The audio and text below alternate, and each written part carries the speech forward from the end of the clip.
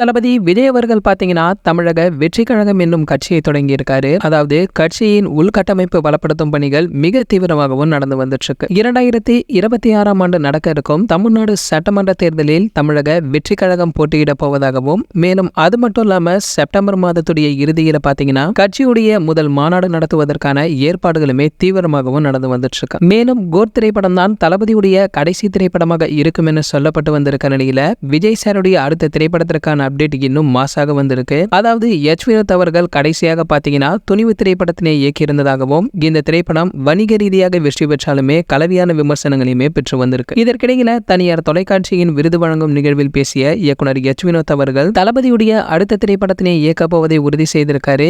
இந்த திரைப்படம் அரசியல் பேசாது என்றும் கமர்ஷியல் படமாக இருக்கும் என்றும் தெரிவித்து வந்திருக்காரு. சரி, ஓகே, இது போன்ற நம்ம தளபதி பற்றி வெளியாகும் அனைத்து செய்திகளை நீங்க உடனே தெரிஞ்சுக்க நம்மளுடைய தளபதி டாக்கீஸ் நம்ம சேனலை சப்ஸ்கிரைப் பண்ணிக்கங்க. பக்கத்துல உள்ள பெல் ஐகானை கிளிக் பண்ணிட்டீங்கன்னா நீங்க நம்ம வீடியோவை மிஸ் பண்ணாம பார்க்கலாம்.